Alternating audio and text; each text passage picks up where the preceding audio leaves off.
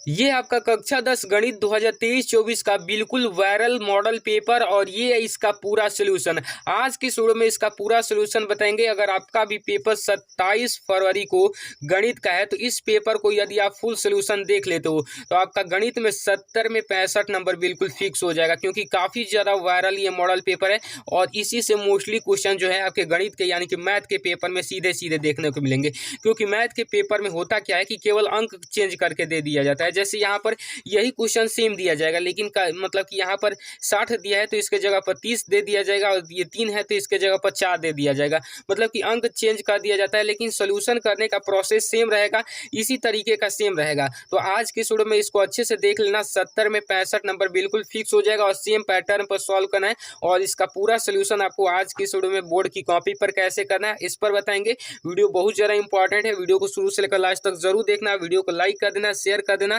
चलिए स्टार्ट करते हैं। तो देख सकते हैं यहाँ पर समय आपका 3 घंटे 15 मिनट दिया जाता है, पूर्णांक 70 दिया जाता है, 30 नंबर आपके स्कूल से प्रैक्टिकल के मिल जाते हैं, और यहाँ पर आपको सामान्य निर्देश अच्छे से पढ़ लेना है। देन उसके बाद यहाँ पर नीचे आ जाना है, जो आपका आता है खंड अ। खंड अ में आपके बहुविकल्पीय प्रश्न दिए जाते हैं, इसको थोड़ा हम जूम कर लेते हैं, ठीक है ना। खंड अ में आपके बहुविकल्पीय प्रश्न दिए जाते हैं, तो कह रहा है कि किन्हीं दो संख्याओं सॉरी जैसे कैल्शियम 60 तथा एसीएफ 3 है, तो एक संख्या 12 है तो दूसरी संख्या ज्ञात कीजिए। तो देखिए दो संख्याओं का यहाँ पर दिया है क्या, यहाँ पर देखिए, यहाँ पर दिखाई दे रहा है ना, अच्छे से देखिए। यहाँ पर देखिए कह रहा है कि दो संख्याओं का एलसीएम 60 और एचसीएफ 3 है, तो एक संख्या 12 है तो दूसरी संख्या क्या होगी बताना है। तो देखिए आप जानते हैं कि दो संख्याओं का गुणनफल यानी कि A into B equal to LCM into HCF होता है, ठीक है ना। होता है कि नहीं होता है, आप जानते ही हैं। तो आप देखिए दो संख्याओं का गुणनफल यहाँ पर एलसीएम इंटू एचसीएफ, यानी कि एलसीएम का मान दिया है 60 और एचसीएफ का मान दिया है 3। उसके बाद यहाँ पर एक संख्या दिया है, यानी कि पहली संख्या दिया है, पहली संख्या क्या दिया है 12 दिया है, तो दूसरी संख्या ज्ञात करनी है, ठीक है ना। तो देखिए यहाँ पर b इज इक्वल टू हो जाएगा क्या, 60 में 3 से गुना करेंगे तो 180 हो जाएगा, और ये 12 यहाँ पर गुना में तो यहाँ पर नीचे आएगा तो भाग में चला जाएगा, ठीक है ना।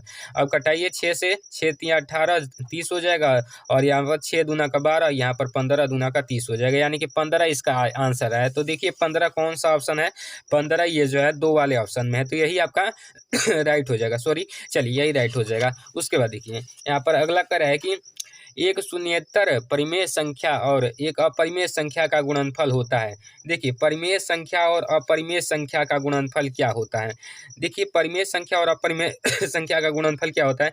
मान लीजिए कि 1/2 परिमेय संख्या है, और इसमें अपरिमेय संख्या जैसे √3 से गुणा कर देंगे, यानी कि गुणा कर देंगे, तो देखिए ये √3/2 आ जाएगा, और ये √3 जो है फिर अपरिमेय आ रहा है, यानी कि फिर जो आएंगे आपका अपरिमेय ही आएगा। तो देखिए यहाँ पर सदैव यहाँ पर अपरिमेय संख्या होगी, ठीक है ना। चलिए यही राइट आंसर हो जाएगा।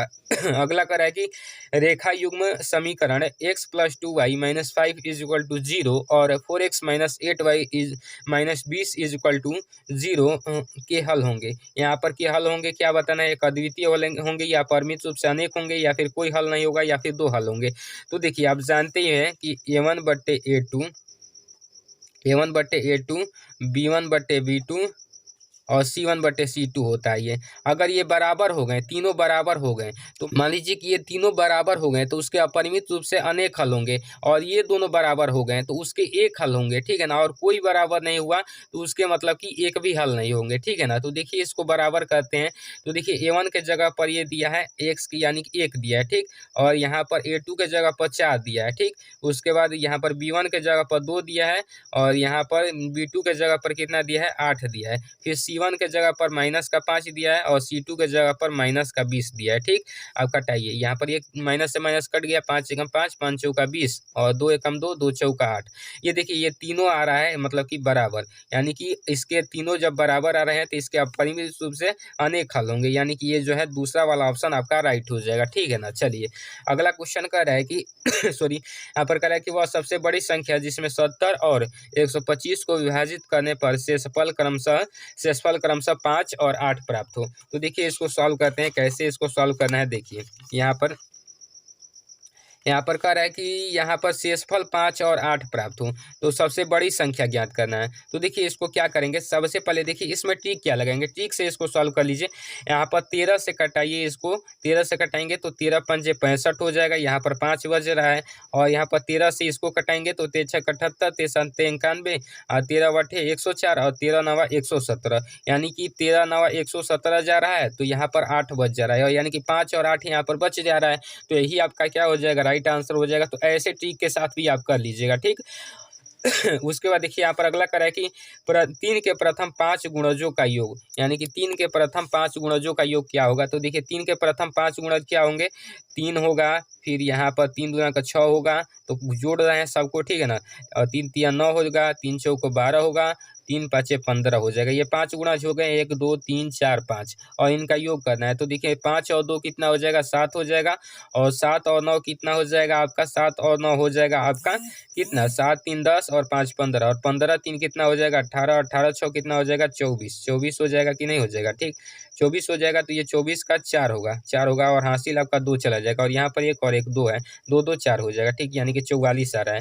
तो देखिए यहाँ पर सॉरी, यहाँ पर 45 दिया हुआ है, कहीं पर मिस्टेक हुआ है, देख लीजिए यहाँ पर 3 5 2 7 और 9 7 9 कितना होता है, 7 और 9 7 3 10, और यहाँ पर 6 16 16 6 16 6 जो हो जाएगा आपका 22 हो जाएगा, और 22 और 3 कितना हो जाएगा 25, अब जाकर सही आ रहा है 25, और 1 और 2, यहाँ पर 2 और 2 4 हो जाएगा, यानी कि 45 45 इसका राइट सही आंसर होगा, ये वाला ऑप्शन सही हो जाएगा, ठीक है ना। चलिए अगला कह रहा है द्विघात समीकरण 2x² माइनस 4x, उसके बाद यहाँ पर कह रहा है कि +3 = 0 के बारे में निम्न कथनों पर विचार कीजिए। तो इसका विचार करना है, तो इसमें देखिए खाली विविधकर वाला दिया है, तो विविधकर वाला पता कर लेते हैं। देखिए यहाँ पर पता कर लेते हैं कि इसका विविधकर क्या है। तो d बराबर होता है b² माइनस 4ac, b का मान यहाँ पर -4 दिया हुआ है, b का मान, और यहाँ पर a का मान दिया हुआ है 2, यहाँ पर देख लीजिए 2, और c का मान कितना दिया हुआ है 3 दिया हुआ है। तो इसको रख दीजिए d = b², यानी कि -4 का स्क्वायर कितना हो जाएगा 16 हो जाएगा प्लस में,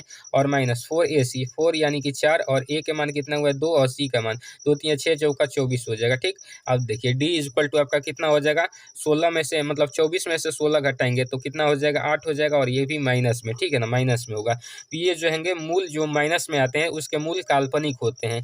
तो देखिए यहाँ पर कह रहा है कि दिए गए समीकरण का विविधकर शून्य से कम है, इसके बाद समीकरण का कोई मूल वास्तविक नहीं है, और इसके बाद कह रहा है समीकरण के विविधकर शून्य है, समीकरण के मूल वास्तविक हैं। तो देखिए यहाँ पर ये शून्य से कम है, ये भी सही है, और यहाँ पर ये कह रहा है कि समीकरण के कोई मूल वास्तविक नहीं है, ये भी सही है। तो देखिए यहाँ पर आगे दिया होगा आपके ऑप्शन में, यहाँ पर कंडीशन, हाँ, तो देखिए ए और यहाँ पर बी दोनों सही हो जाएंगे, तो ये वाला ऑप्शन इसका राइट हो जाएगा। उसके बाद यहाँ पर अगला कर है कि AOBC एक आयत है जिसके तीनों शीर्ष ये यहाँ पर दिए गए हैं, तो इसका विकर्ण आपको ज्ञात करना है। तो देखिए आप ज्ञात कर ही ले जाएंगे अच्छे से। देखिए कैसे दिया है अच्छे से, देखिए यहाँ पर आयत का यहाँ पर डायग्राम बनाते हैं। देखिए इस तरीके से दिया है, एक आयत दिया है, और इसके यहाँ पर ए, यहाँ पर उसके बाद देखिए ये ओ वाला बीच का है, ठीक, AO, और यहाँ पर बी, ठीक है ना, ये बी दिया है। यहाँ पर देख लीजिए ए का मान दिया है 0,3, ओ का मान दिया है आपका 0,3, और बी का मान दिया है 5,0, ठीक है ना। तो इसका क्या निकालना है, विकर्ण की लंबाई निकालना है। तो देखिए यहाँ से यहाँ तक की दूरी का फॉर्मूला लगाकर निकाल लोगे, यहाँ से यहाँ की दूरी, तो यहाँ से यहाँ की दूरी को डबल कर दोगे तो इसका विकर्ण का मान निकल जाएगा। तो निकाल लेना अच्छे से फॉर्मूला लगाकर दूरी वाला। उसके बाद यहाँ पर अगला करें कि समीकरण x² + kx - 4 = 0 का एक मूल इतना है, तो की का मान निकालिए। तो देखिए वहाँ पर समीकरण में ही इस मूल का मान रखोगे तो दूसरे मूल का मान निकल जाएगा। तो निकाल लेना अच्छे से कौन सा वाला इसका राइट आंसर हो जाएगा। तो इसका जो हो जाएगा आपका, निकालोगे इसको अच्छे से तो इसका 2 आंसर आएगा। देखिए इसको कैसे निकालेंगे थोड़ा बता देते हैं, आपको हिंट दे देते हैं। देखिए यहाँ पर जो समीकरण दिया जाएगा, समीकरण में एक मूल ये जो है इसको रख देंगे। देखिए यहाँ पर x² है ना, k के जगह पर इसको रख देंगे, k के जगह पर 1/2 x -5/4 = 0। अब इसको सॉल्व कर लेना, इसी से इसका आंसर आ जाएगा, ठीक है ना। चलिए अगला कर रहा है कि 2 त्रिभुज समरूप होते हैं। जब समरूप कैसे होते हैं, यहाँ पर उनके संगत कोण बराबर होते हैं, ये भी सही है। इनकी संगत भुजाओं का अनुपात समानुपाती समानुपाती होता है, ये भी सही है। उपयुक्त दोनों, ये आपका राइट आंसर हो जाएगा। ठीक, अगला कह रहा है कि यदि एक समकोण त्रिभुज में इसमें angle C is equal to 90 degree, angle C is equal to 90 degree, A C is equal to 3 centimetre और B C is equal to 4 centimetre है, तो बिंदु सी से जाने वाली माध्यिका का मान होगा। तो इसका जो आपका माध्यिका का मान कितना आ जाएगा, इसका आपका माध्यिका का मान आ जाएगा 0.25 सेंटीमीटर। ठीक है ना, चलिए निकाल लीजिएगा अच्छे से। उसके बाद अगला कह रहा है कि यदि sine theta minus cos theta is equal to 1 हो, तो साइन का पावर 4 थीटा प्लस कॉस का पावर 4 थीटा का मान होगा। इसका जो मान होगा आपका 1 हो जाएगा। ठीक, अगला कह रहा है कि sine 2a is equal to 2 sine A तब सत्य होगा जबकि ए बराबर है, ए किसके बराबर होगा, तो 0 डिग्री के बराबर होगा तब सत्य होगा, क्योंकि जब 0 डिग्री का बराबर होगा तो ये दोनों साइड साइन 0 डिग्री हो जाएगा और साइन 0 डिग्री हो जाएगा, तब बराबर हो जाएगा। यहाँ पर अगला कह रहा है 4 sine theta is equal to sorry 3 है, तो यहाँ पर 4 sine theta minus cos theta अपन में 4 sine theta plus cos theta बराबर है, यहाँ पर बताना है, तो ये जो है 1/2 पर बराबर है। ठीक, चलिए यहाँ पर अगला कर रहा है कि sec theta plus tan theta bracket में फिर कर रहा है 1 प्लस साइन थीटा का मान होगा, इसका मान क्या होगा, कॉस ए होगा। इसके बाद अगला कर रहा है कि यदि त्रिज्या 7 सेंटीमीटर वाले एक वृत्त का त्रिज्य खंड का कोण 60 है, यहाँ पर 60 डिग्री है, तो त्रिज्य खंड का क्षेत्रफल होगा। त्रिज्य खंड का क्षेत्रफल का फॉर्मूला क्या होता है, पाई स्क्वायर थीटा बटे 360 डिग्री होता है। उसके बाद अगला कर रहा है एक सुराही निम्नलिखित का संयोजन है, तो सुराही जो होती है किसका संयोजन होती है, तो सुराही जो होती है एक गोला और एक बेलन का संयोजन होता है, नीचे गोला रहता है और ऊपर बेलन रहता है, तो ये इसका संयोजन होता है। उसके बाद देखिए बहुत ज़्यादा आसान क्वेश्चन भी है और इम्पॉर्टेंट भी है, सेम यही छपकर भी आएंगे यहाँ पर 27 फरवरी को। यहाँ पर अगला कर रहा है कि 1 से 10 तक के धनात्मक विषम संख्याओं का माध्य होता है, कितना होता है, तो ये जो हो जाएगा 1 से 10 तक धनात्मक विषम संख्याओं का माध्य 5 होगा। निकाल लीजिएगा, कैसे निकालना है देख लीजिए, यहाँ पर देख लीजिए, थोड़ा आपको बता देते हैं। तो 1 से 10 तक धनात्मक क्या हो जाएंगे, 1 3, यहाँ पर प्लस कर दे रहे हैं 1 3 फिर 5 फिर 7 फिर यहाँ पर 9, ठीक है ना 9। अब इसको यहाँ पर जितना होंगे उससे भाग कर देंगे, 1 2 3 4 5, 5 से भाग कर देंगे, 3 1 4 5 4 9, 9 दूना 18 और 18 7 कितने हो जाएंगे, 18 और 7 कितने हो जाएंगे, 18 2 20 और 5 25/5, यानी कि 5 हो जाएगा। तो देखिए इसका 5 आंसर आ रहा है कि नहीं आ रहा है, तो देखिए यहाँ पर आ गया।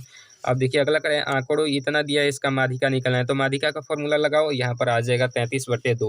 यहाँ पर अगला करें, यदि कुछ प्रेक्षणों का मान 27 तथा बहुलक 45 है तब माध्यिका होगी, तो माध्यिका जो होगी 33 होगी। यहाँ पर कहेगा कि एक पासे को जब फेंका जाता है तो 3 से छोटी विषम संख्या आने का प्रायिकता क्या होता है, 3 से छोटी विषम संख्या आने का प्रायिकता 1/6 होता है। क्यों होता है, क्योंकि पासे को फेंकेंगे तो एक ही बार मतलब कि छोटी संख्या आएगी और उसमें 6 मतलब कि होते हैं 6 कंडीशन, तो 1/6 हो जाएगा। ठीक, चलिए यहाँ पर खंडवा भी दिया जाता है, तो खंडवा का सोल्यूशन नेक्स्ट वीडियो में देखेंगे अच्छे तरीके से।